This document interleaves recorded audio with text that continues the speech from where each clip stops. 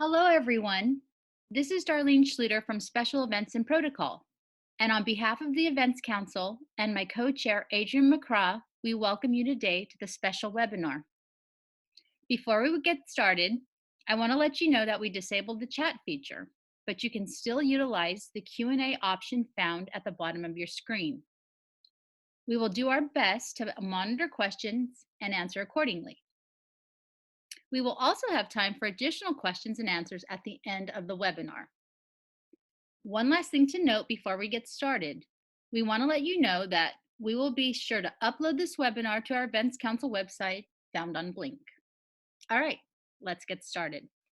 So how do we stay connected using online platforms during this very unique time? It's definitely not easy. And hopefully in this webinar today, you can learn some new and fun ways to stay connected with your constituents. Slide 2.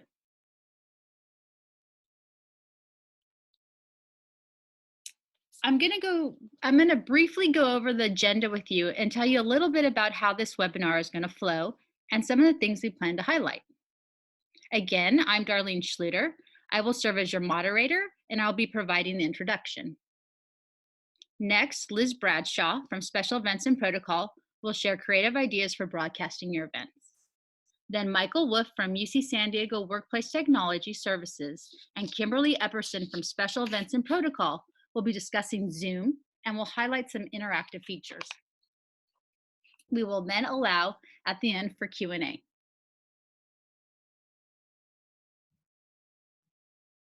As I'm sure you all know, for up-to-date info, please be sure to check coronavirus.ucsd.edu, which also includes guidelines for university-hosted events and gatherings on campus, which is found on the left panel of the page under Event Planning Resources.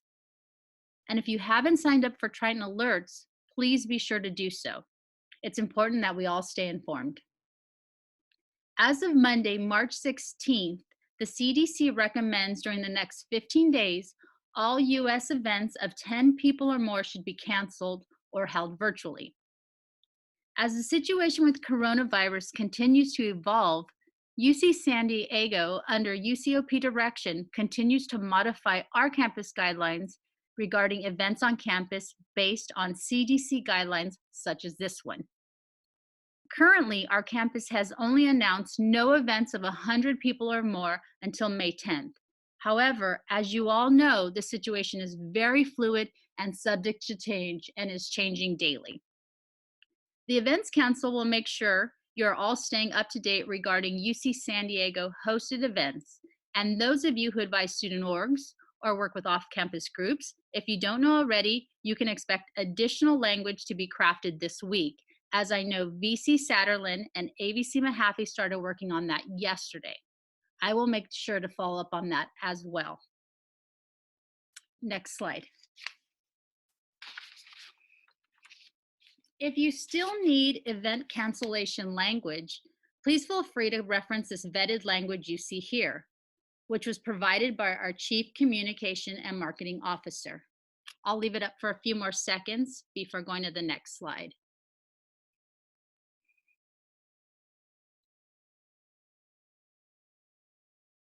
Again, we will have this webinar posted on our Events Council website that you could reference later. Next slide. There are many useful online tools for workshop planning and meeting facilitation out there, many of which are free online tools. Our office uses G Suite through Google, and it seems to work very well.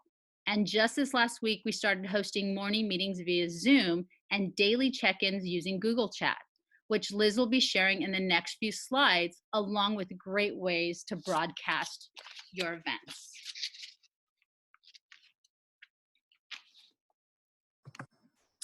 Good morning, everyone. I'm Liz Bradshaw from Special Events and Protocol, and we're going to spend the next few slides looking at some suggestions of different ways and different online tools that you can utilize to broadcast your events. Many of these, some of you will have already seen, some might be new for you. And what we wanted to do was include those tools that were very easily accessible to everybody at UC San Diego, and that kind of covered a large range of needs, which many of them do. So we wanted to get things started with Google Meet.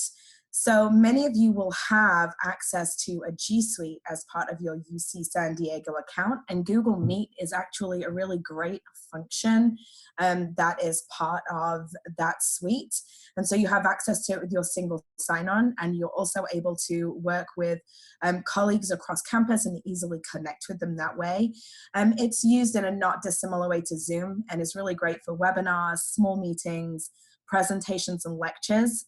Something that I personally really like about this option is that it does come with a closed caption option that you can switch on, and it's a voice activated closed caption, so it doesn't require any other assistance or any other software to plug in. It has chat and comment features, and again, it works great with UC San Diego Google accounts. So we will move on to the next slide. And so the next one is something called Glisser. And there are a number of tools out there very similar to Glisser. And what's really nice about something like Glisser is that it really caters as a software to online events, virtual events, and then also hybrid events too. So I think that we can probably all really use this time to read up and take these tools forward when we are going back online with live events. Something like a Glisser allows you to plug in whatever technology you have and make really tailored presentations to large audiences that are extremely interactive. They provide lots of back-end analytics for you, and then some very nice features like multimedia drag and drop, voting, polling. You can create a unique URL, a social wall, and they have really great branding capabilities too. Which is nice, especially if you're doing something that has an external face to it. Moving on to the next slide. So something I am sure you're all very familiar with, and you've probably seen in all your social feeds that lots of our favorite musical artists and storytellers have taken to Instagram, they've taken to Facebook, and taken to YouTube to stay connected with their audiences. So especially great for things like concerts, performances, theater style presentations. Really good if you're a department with a brand, you're trying to stay connected with your on-campus audience, your off-campus audience, you have some external facing content. All of these online softwares that we're talking about do have really great comment and chat features that are available. And then of course they have the option to save out onto the department pages of your Facebook page or your YouTube page for later viewing. So I definitely encourage everybody to take a look at the links that we've posted in the chats. Some of you will be very familiar with these, but there's some kind of great links, some great videos and some great resources from YouTube and Facebook on how to effectively get set up with these options and what is going to be best for your audience. In all of these pieces, you definitely want to be having a think about who are your audiences, what is the technology that you have, and how many people you're especially trying to reach on this, and how high you want to take your production value with what you're doing. So just moving very quickly on to the next slide. If you have a larger event, you're looking for something with a slightly higher production value, maybe a conference, and then you're looking to, for a one-stop shop for YouTube, for Facebook, for Instagram, for Twitter, for all your online platforms, Vimeo is an excellent live streaming service. With the paid option for Vimeo, it is paid and it is different levels, so I would definitely encourage you to take a look at what those levels are, but it doesn't only give you the capability of streaming an event, but it hosts the event. And then it also gives you a whole production suite of tools that you can use to brand the event, give you polls, graphics, audience chat, and then also to shoot everything out all at once to all those, there's multiple channels. So if you're looking to host a larger event that's maybe got a public face and it's also an on-campus face, then I think something like a Vimeo is definitely could be one for you. And so moving on, as we're kicking our production up a notch, we would definitely encourage you to hire the professionals. If you're running a large virtual event with lots of moving pieces, we definitely recommend hiring a professional. This is going to ensure you're providing absolutely the best experience for your event attendees. They'll be able to take care of sound and visuals, branding, all the technical aspects for you, which is going to leave you free to concentrate on the content that's being broadcast. So currently, some of the on-campus resources have some limited capabilities, as many of us are working remotely. And so some off-campus locally approved vendors that we wanted to share with you that do all have the capability for this are Show Imaging, Vario, Velocity, also known as Alliant AV Services. And then last minute, I did get a note that Pro Systems are also offering a virtual hosting service for those folks who are looking for a little bit of technical support with their virtual events. So we definitely encourage you to reach out to these, and we will be sharing a link.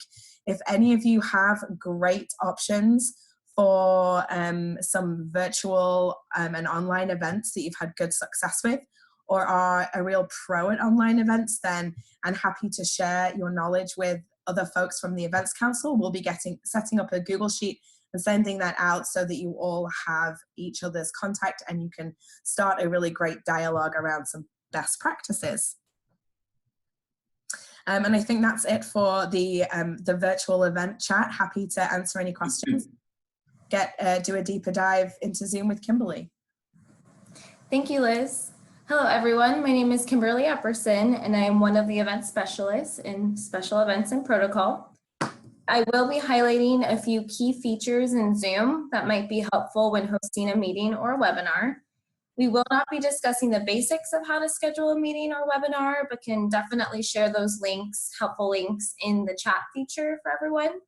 However, today I will be discussing the following topics: Zoom meeting versus Zoom webinar, licensing, testing audio and video, recording, waiting room feature, screen sharing, and other interactive features like the poll and the Q&A features.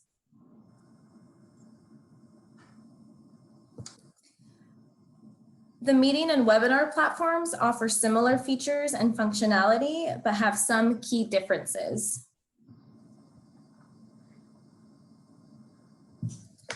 Meetings are designed to be a collaborative event with all participants being able to share screen, turn on their video and audio, and see who else is in attendance.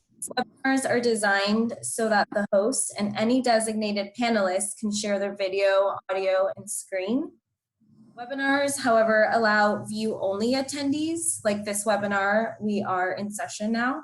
They have the ability to interact via Q&A, the chat, and they can answer the poll questions. The host can also unmute participants if they would like to. Webinar is best used for large audiences, over 1,000 people, for broadcasting and live events.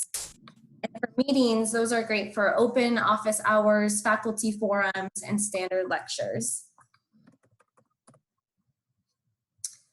As far as the webinar licensing, if you have a pro Zoom account, it allows you to have a meeting for up to 300 attendees. So the webinar licensing is an added feature.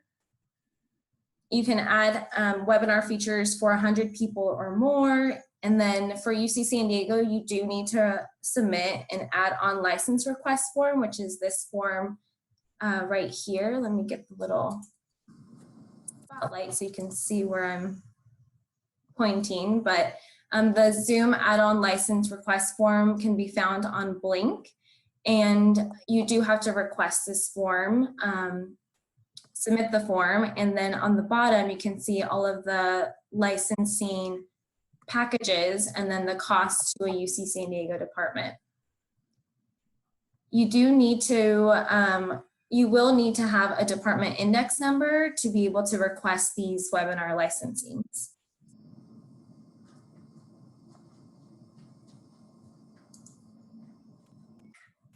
Just getting rid of the spotlight here.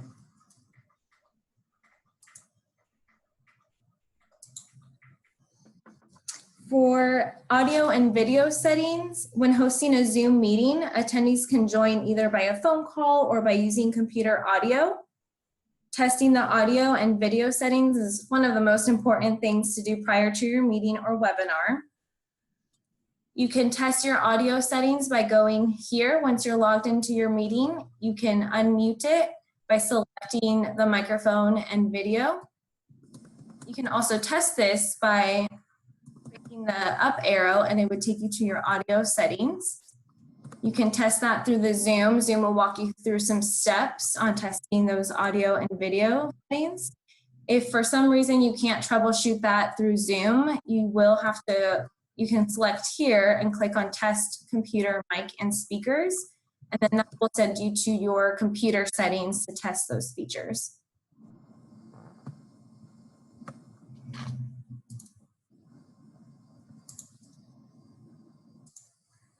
All right, so moving on to the next slide. If you would like to record your meeting or webinar, this is a feature that you can do while you're scheduling your meeting. So once you're logged into your Zoom account, you're going to select the meeting that you're scheduling, fill out that information, and then by scrolling down to meeting options, you can select the record the meeting automatically onto your local computer or onto the cloud. Today we are recording it. We are recording the webinar, and we will be saving that and sending it to everyone to share. If you'd like to share it with your team who might have not been able to attend this webinar, this is a great feature to add as well. If you want to see all your scheduled recordings or all your recordings that have been saved, you go into your Zoom account, select recordings, and then you can find them here. There's the cloud recordings and then the local recordings.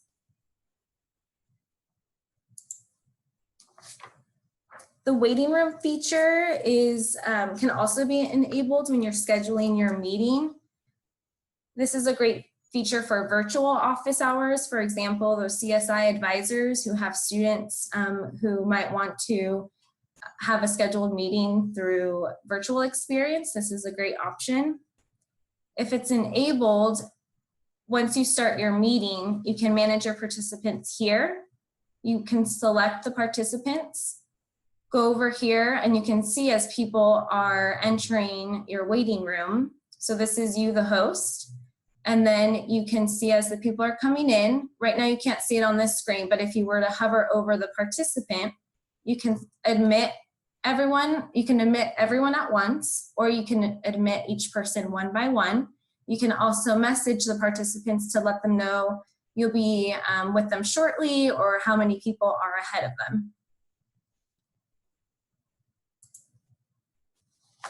Screen sharing is also another great tool. This is something that we are doing today. We're sharing the presentation with you all through screen share.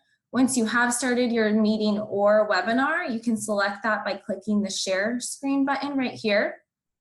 You can then specifically select the screen that you would like to share. So if you want to not share all the other open windows on your desktop, you can select the content that you would like to share.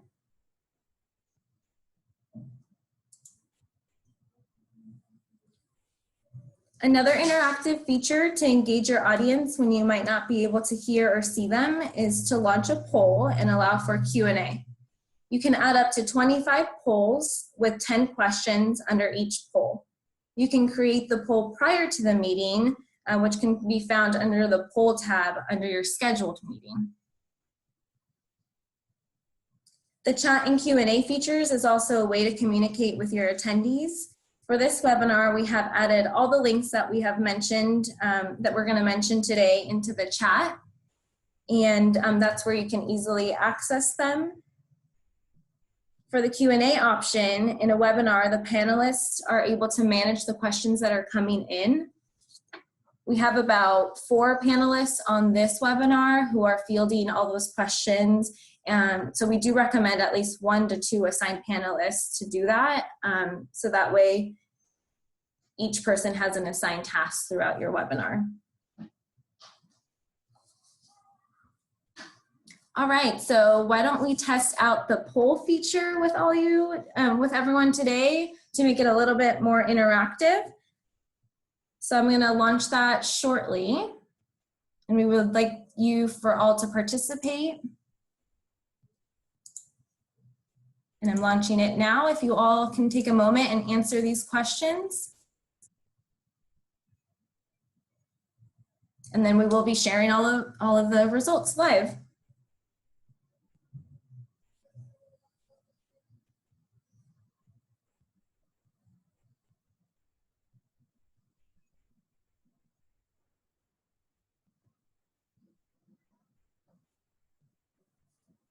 So the poll is in progress. There is 4 questions.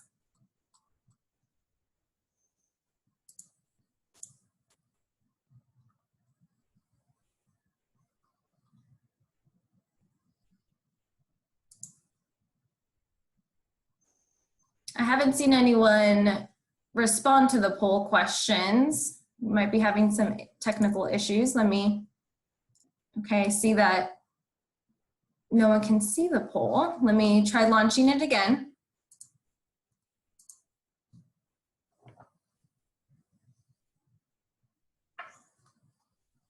I'm going to try relaunching it again.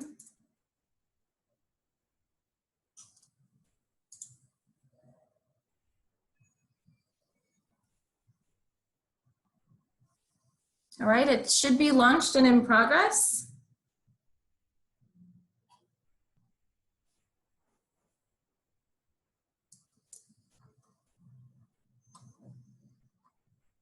Let me see if Adrienne can hop in here and see if it works on her screen. Oh, there we go. We're getting a few answers now. Sorry about that. Go to the bottom of your page and hit polling if you cannot see it.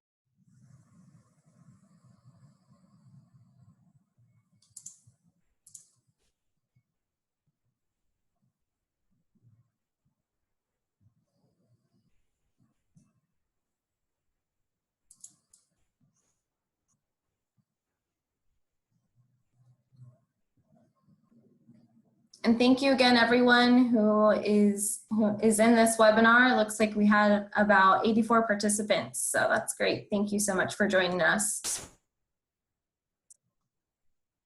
We have about half of you answering the polls right now. We have the other half. We're waiting for those responses.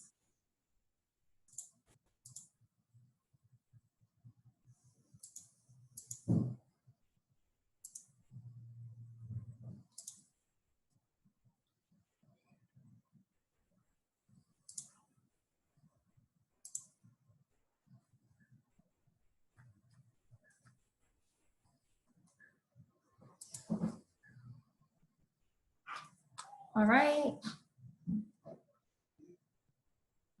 Looks like everyone is still working on it.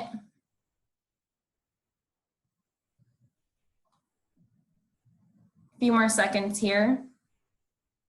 I'm going to end the polling and then Adrienne will jump on and share those results. Hey everyone. You're having a good day in your pajamas. I know you're all in your pajamas because I am. All right, looks like we're almost finished. So Kimberly? I have shared the results. Do you all see that on the screen? I'm guessing yes, we can't see one. Yes, we can see them. Oh, sorry. All right, so if age is only a state of mind, which category best describes your state of mind right now? Looks like we're pretty even. I like these answers. The groovy grandparents, how you feeling about that right now? Mad midlifers, that's me, definitely. Tormented teenagers, that's a big one. I'm surprised that's not the highest, and the cheeky child. So that one was pretty even. Nice job, guys.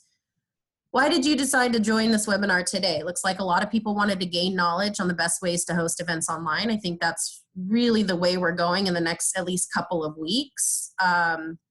Honestly, my boss made me, so that was me right there. Best practices for Zoom was the next one, which I think is pretty much across the board what we're going to be seeing a lot of lately. And then the fun technology options, obviously we want to know what else we can learn about during this downtime of events. So I'm totally on board with that as well. Next question, what event technologies are you most interested in learning about? Glisser or similar? That's pretty interesting. That was our highest answered one.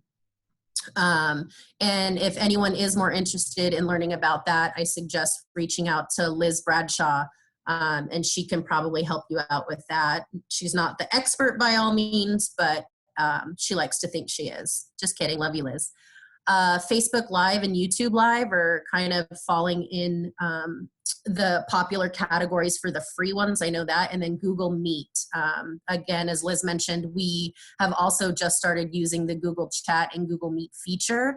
I find that Google Meet is really easy to use. So working with a production company, I think that's really something to look at if you have the budget and the means to do it. As event professionals, we know that everyone is hurting right now.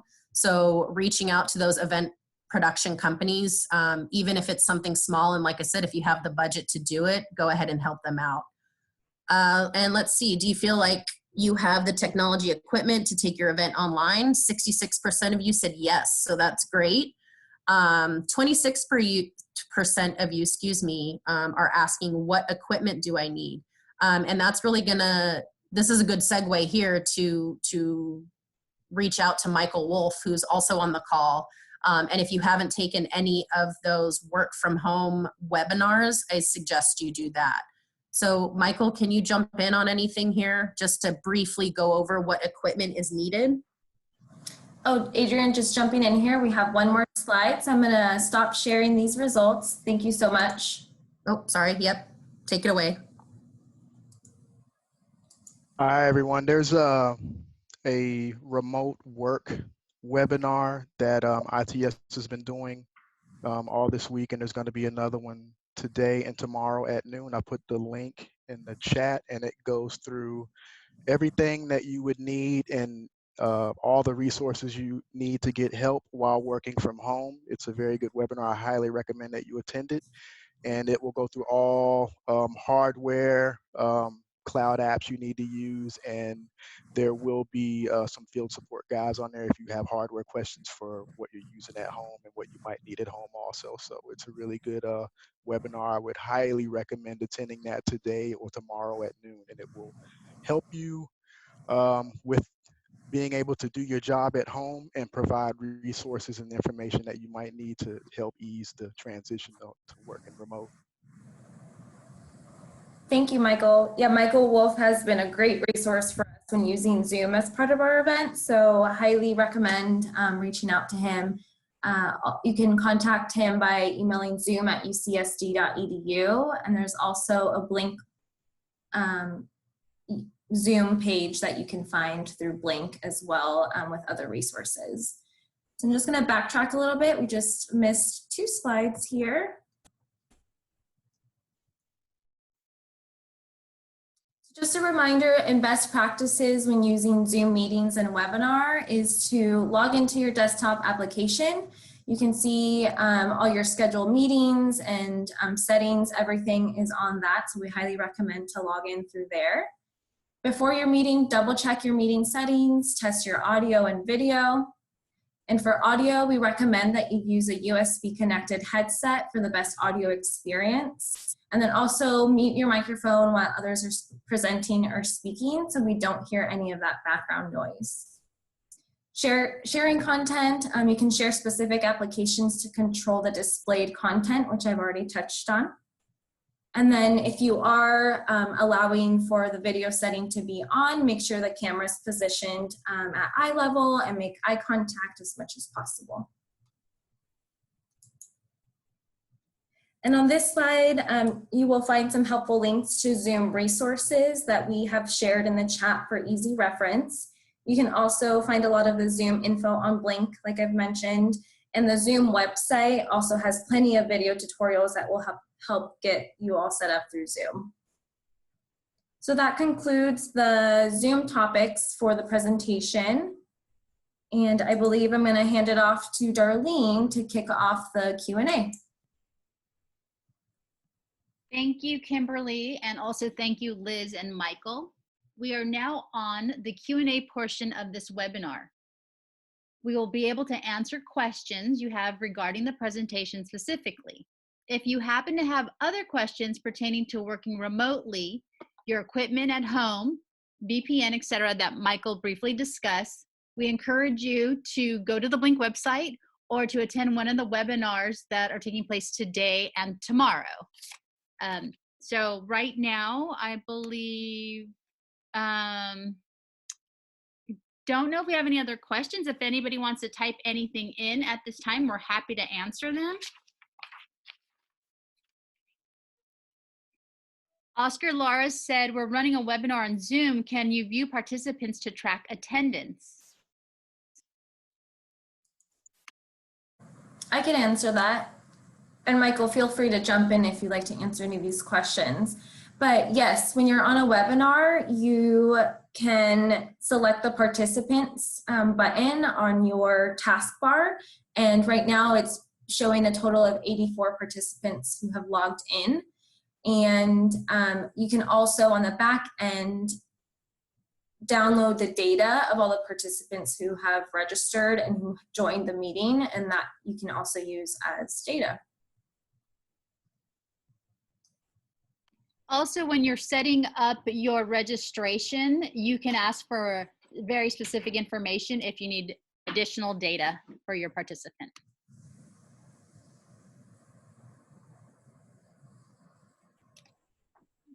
Kristen, hi Kristen. Thank you for the presentation. We're holding a poll. Are the answers anonymous, or can you tell the participants to answer?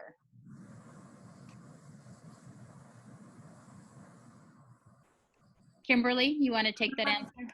Yeah. I believe, Michael, correct me if I'm wrong, but I believe there is an option for you to select for participants to answer anonymously. But I'm not too sure on that. Michael, do you have any info on answering that question a little bit more? That's true. You can select if you want it to be conducted anonymously or not. So it's up to the host. And they would do that on the back end or once they launch it live? It should be on the back end when they set it up. Same thing with if they want to allow them to answer more than one question. Great, thank you. Single answer or multiple answer. Okay. Is it possible for attendees to click on the links on the screen? It doesn't seem to work for me in trying to click the Blink link showing currently. I believe since we're in share mode, you can't select that link, so I will copy that link and put it in the chat right now for you.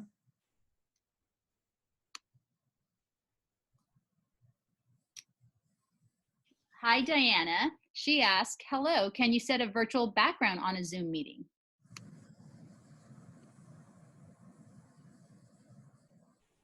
Yes, you can. And this you can do under your settings. So once you're logged into your Zoom account, you can go under settings, and this is where you can adjust your picture. You can add a virtual background.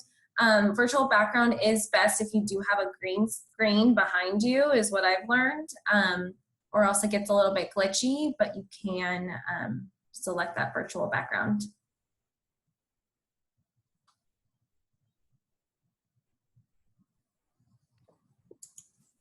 Laura, hello. Are there any resources on campus that can provide hardware for virtual meetings and live streaming like cameras and mics at this point for spring quarter? Is there someone who can answer this? Hi, it's Adrienne. I think, Laura, that's a great question. I think we were kind of talking offline a little bit about that. right now, your best bet is probably going to be outsourcing. Unfortunately, you know, we got word that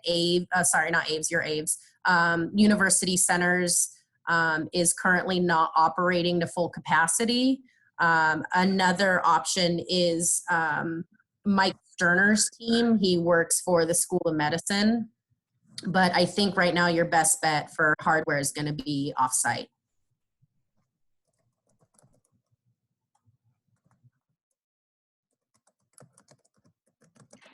Is there a way to hide questions from attendees if you only want to answer certain ones?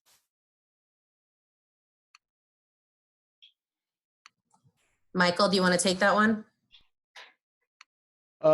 Sure. Is that you can do a chat if you want and chat specifically to that one particular participant. So when you chat, there's a drop down where you can select everyone, or you can select that one specific person and chat with them privately.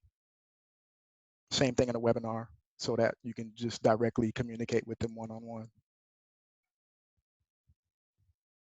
Hopefully that answers the question.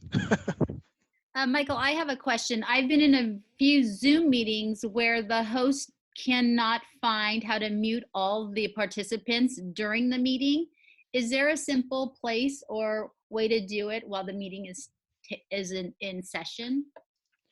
Yeah, there's if you go to manage participants, at the very bottom of the participants list, there will be a mute all and unmute all tab, and it's just a simple click, and that will allow you to mute everyone in the meeting. Great, thank you.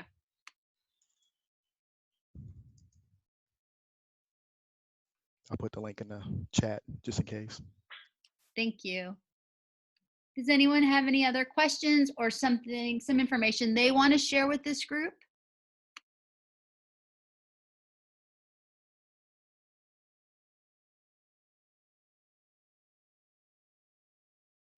Michael, are there any other topics that you've received questions on, or any trends that you're seeing in questions that you can maybe share with this group? I get a lot of questions about open office hours. I think the waiting room feature is really good for that. And to work along with the waiting room feature, if you turn off the join before host feature in your settings, they won't be able to join the meeting outside of the office hours, and you won't get the notice saying that someone's in your meeting room waiting for you. So it will eliminate them joining outside of the office hours, and in the waiting room, once they do join the office hours, you can see who it is, and then you can choose to let them in one at a time or all at once. So that kind of helps with office hours. And you can also set the personal meeting ID to a name, and you can edit that in your profile, and you can use that as the link and maybe title it as your name or a class, and that can kind of be a static link you can post up somewhere to use for that. And that gets asked a lot. Thank you. We have a question. Is there a program or software you would recommend for creating collaborative social-like setting?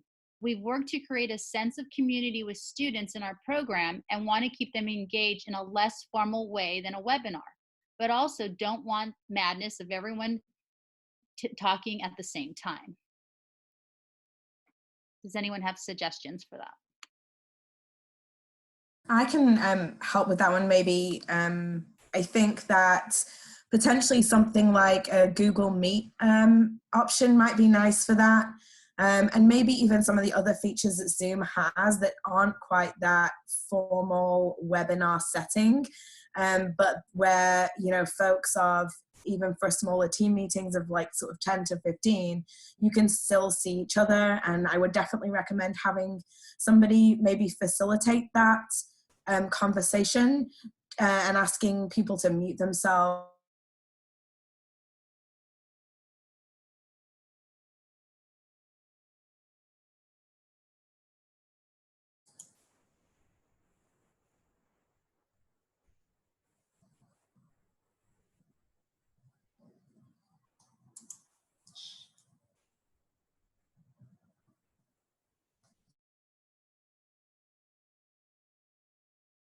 No, you can add as many hosts and panelists as you need. The bigger the webinar or meeting, it helps because the questions can come in fast and furious sometimes, and if you're short on panelists, you can kind of fall behind, and it helps to have as many people as you can as a panelist and even as a co-host to run and help with the meeting, but you can have as many as you need.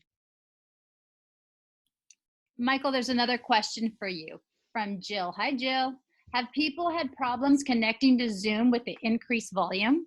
Yes, Zoom is getting slammed right now, so they've had some bandwidth issues, and there have been some issues with that. So hopefully they'll work on sorting that out. And I don't think anyone, including them, was expecting the recent events to happen. So there have been a few issues and hiccups.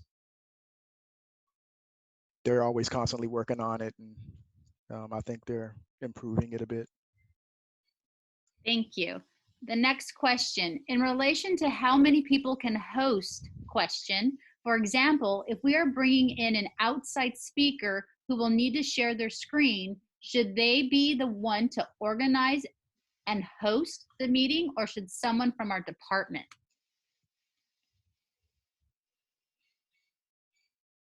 That's a good question. It depends on you. You can always hover over that person's name and make them the host or co-host during the meeting also.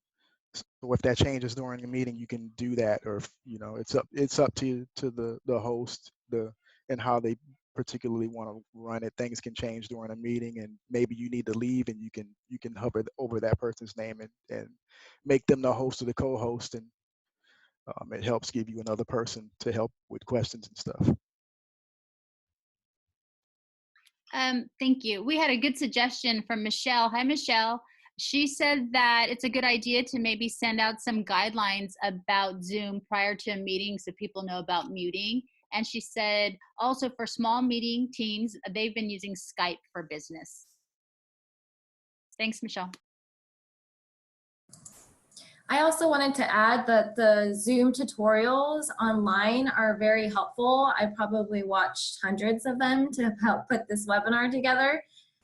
So that is a really great resource, and all of those links are in the chat, like we've mentioned, and also on Blink. So if you go to Blink, search Zoom, there's a ton of tutorials on there that links it to the Zoom website, which is very, very helpful. And also you could email Michael.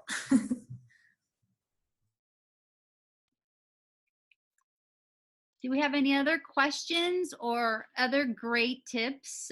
It's nice to hear from our colleagues around campus and connect in a different way. I know this is a really challenging time for all of us, but if we stay connected and if there's anything the Events Council can do to have more conversations, we could also try a meeting where people can actually speak. We just wanted to demonstrate a webinar.